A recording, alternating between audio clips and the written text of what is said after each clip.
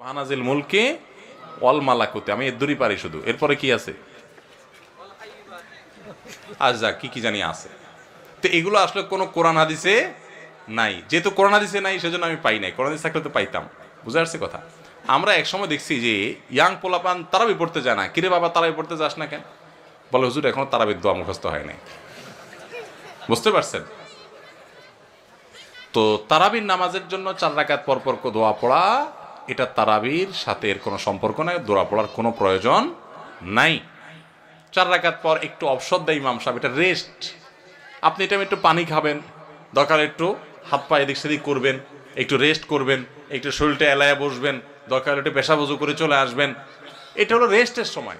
তারাবি মানে হলো আরাম করে করে পড়া, 4 রাকাত পর রেস্ট দেওয়া। ওই মধ্যপ্রাচ্যের লোকরা, মিডিল ইস্টের লোকেরা আছে, আমাদের দেশেও কোনো কোনো মসজিদে দেখা যায় 4 রাকাত পর পর একটু খেজুর, একটু পানি, একটু চা, একটু খায় মানুষ। তো এটা তো রেস্টের সময়। আপনি রেস্ট না করে কি করতেছেন? ইমাম সাহেব এতক্ষণ পড়ছে, হাবের সাহেব দুমায়া টানছে, আপনি তো এতক্ষণ শুনছেন বসে, কোনো ডিউটি ছিল না। এখন 4 রাকাত পর বরং আপনি আরো ডিউটি শুরু করে দিচ্ছেন, সুবহানাজিল মুলকি ওয়াল মালাকুতে। তাহলে রেস্ট হলো না, রেস্ট উল্টাটা হইলো? এগুলার কোনো প্রয়োজন নাই। এগুলো কোরআন হাদিসে নাই। কোরআন হাদিসে যেটুকু আছে সেটুকু আপনি তারাবির নামাজে তেলাওয়াত সুন্দর করে মনোযোগ দিয়ে শুনবেন, নামাজ সুন্দর করে পড়বেন, বাস শেষ। এর বাইরে আলাদা কোনো নিয়ত বা দোয়ার